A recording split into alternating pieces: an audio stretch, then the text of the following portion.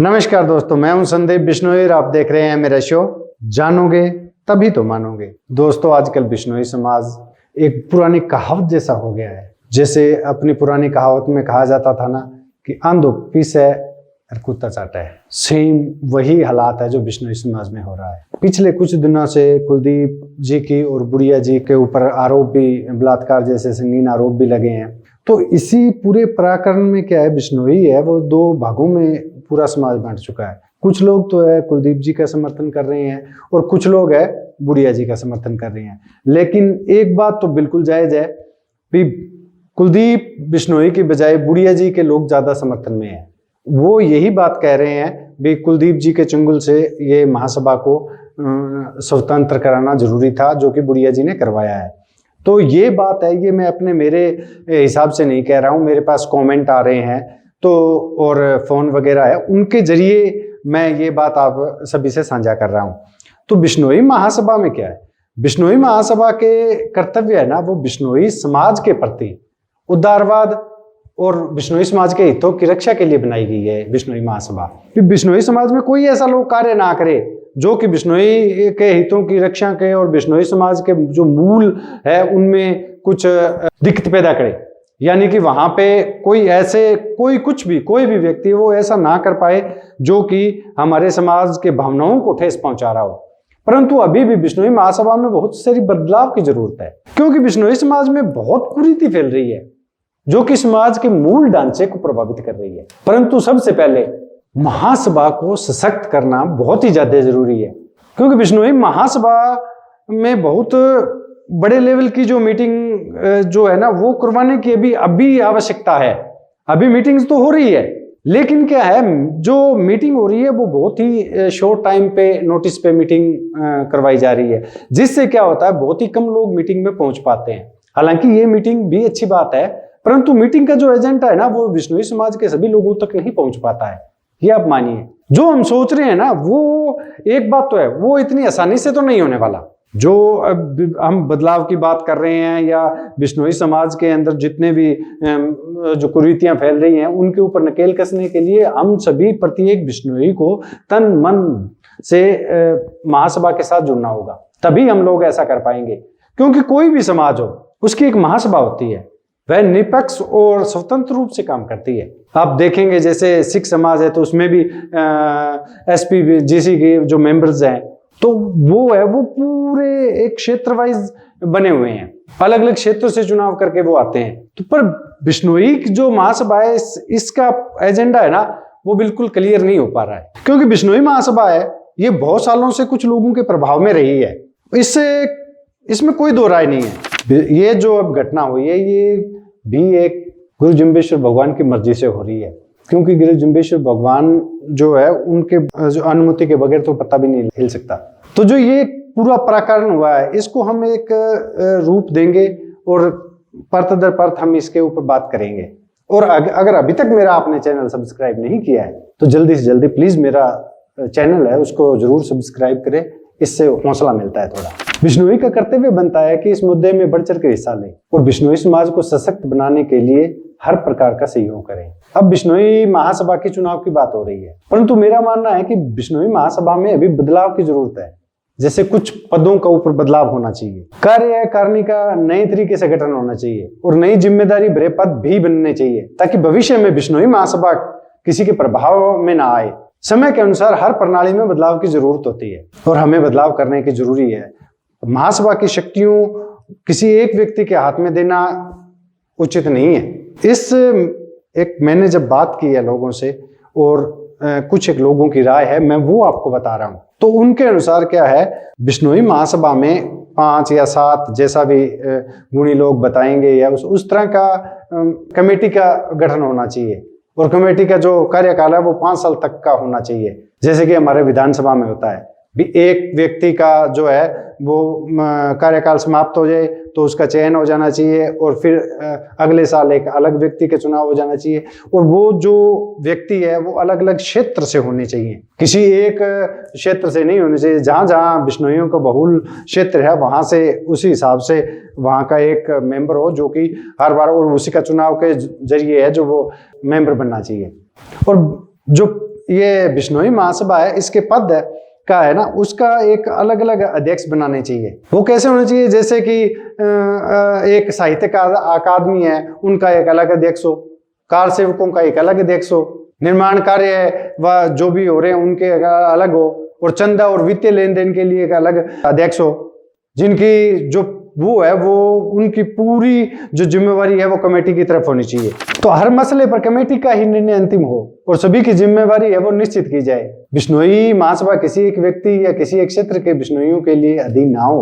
राजनीति से संबंध रखने वाले को इससे दूर रखना चाहिए। ये तो एक बिल्कुल ही वो है भी, जो राजनीति से संबंध हो ना उसको बिश्नोई महासभा से बिल्कुल दूर होना चाहिए, और उसको कभी भी जो राजनीति में हो उसको किसी भी पद पे नहीं रखना चाहिए, क्योंकि अगर राजनीति के में जो पद पे रहेंगे तो राजनीति का या किसी पार्टी का जो प्रभाव है वो हमारी बिश्नोई महासभा में देखने को मिल सकता है। वित्तीय जो देन लेन है उसको एक हमारी जो वेबसाइट है उस वेबसाइट बनाना चाहिए, और उसके ऊपर जो है आगामी जो भी एजेंडे हैं या वित्तीय लेन देन का है वो उसके ऊपर प्रॉपर उसका एक चार्ट के थ्रू आम लोगों के लिए सार्वजनिक करना चाहिए।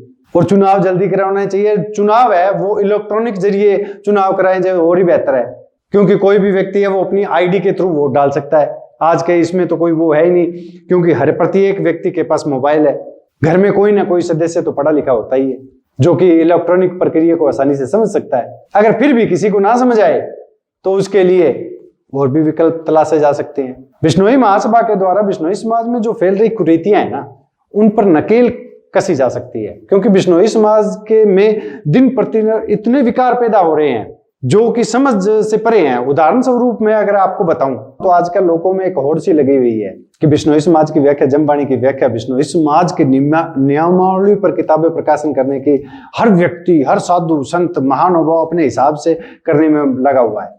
बौद्धिक अपने बौद्धिक विचार लिख रहे हैं, तो गुरुवाणी यानी कि गुटके को अपने हिसाब से शोध कर प्रकाशन कर रहे हैं और मेले में बेच भी रहे हैं। और बेच किस कदर रहे हैं वो आप सभी को पता है। एक चादर बिछाकर उसके ऊपर सारा ढेर कर दिया जाता है और पास में कुर्सी पर बैठ के जो है वो बेचे जाते हैं।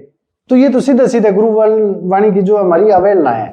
व्यक्ति को अपने आप को श्रेष्ठ बताने की प्रक्रिया में लगा हुआ है, चाहे वो कोई भी हो, चाहे साधु संत हो या समाज का कोई अन्य व्यक्ति हो, क्या कोई भी हो, वह अपने हिसाब से बिश्नोई समाज के नियमों में बदलाव कर सकता है। जमवाणी के शब्दार्थ की चलो एक बात है, वो शब्दार्थ कर रहा है, शब्दार्थ की तो मैं ज्यादा उस पर नहीं कर रहा हूं, लेकिन क्या हमारी मूल वाणी के ढांचे को कोई प्रभावित कर सकता है? क्या उसमें बदलाव कर सकता है? या उसकी कोई गरिमा तो जो डिसाइड नहीं है, उसका दायरा सीमित नहीं होना चाहिए? क्योंकि आजकल हम गुटखा ले जाकर घर पर देखते हैं, नए गुटखा अगर लेके जाते हैं तो पुराने गुटखे के साथ बिल्कुल ही मेल नहीं खाता है। नया संस्करण है वो बिल्कुल अलग ही तरह का होता है, उसमें अलग अलग वो जब उसकी जो हम मिलान करते हैं तो शब्दों में तो बहुत ज्यादा हेरफेर लगा हुआ है। तो क्या कोई भी व्यक्ति है वो साहित्यिक अकादमी के परमिशन के बगैर छाप रहा है, तो क्या ये उचित है?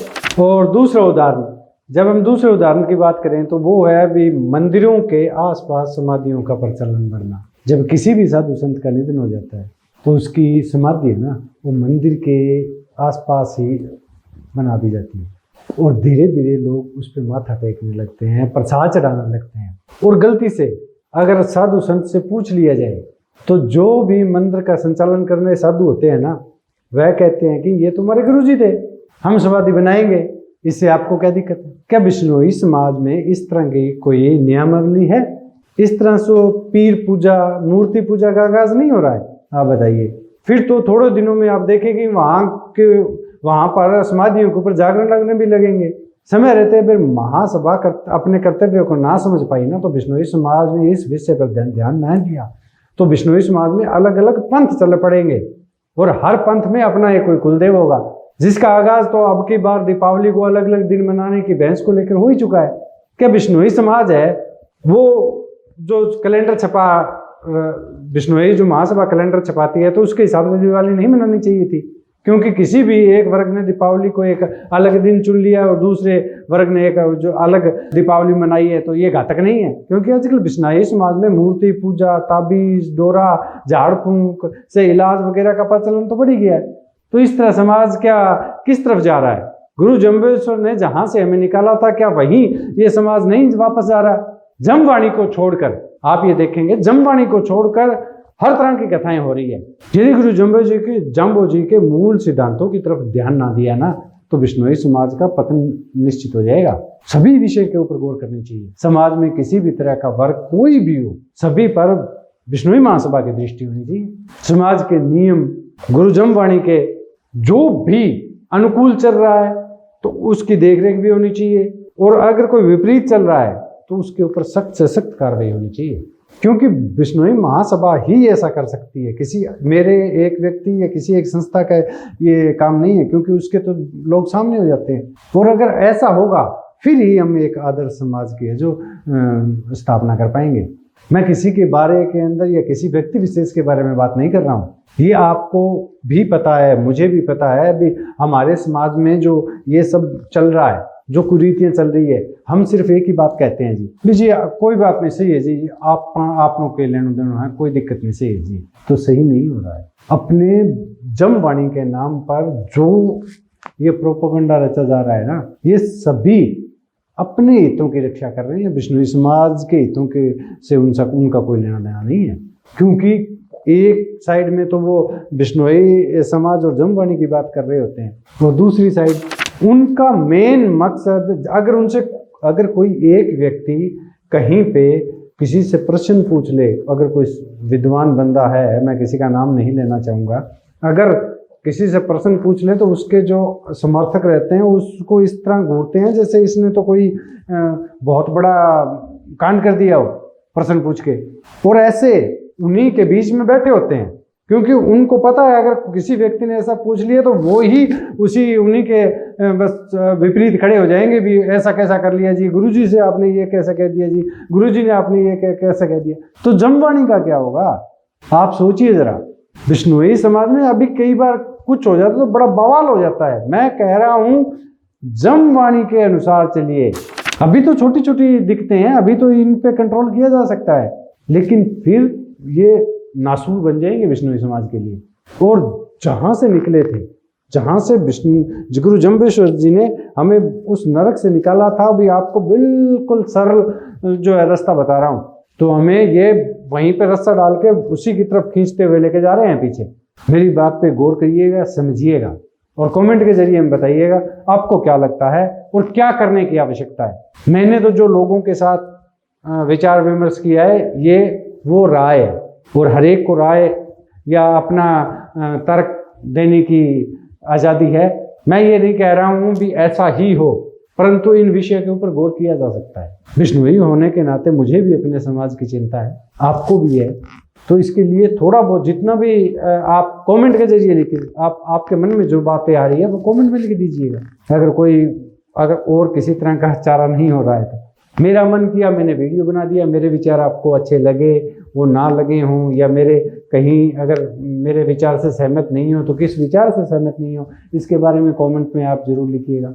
अभी वक्त है, आप जरूर अपनी अपनी राय लिखिएगा, व्यक्त कीजिएगा।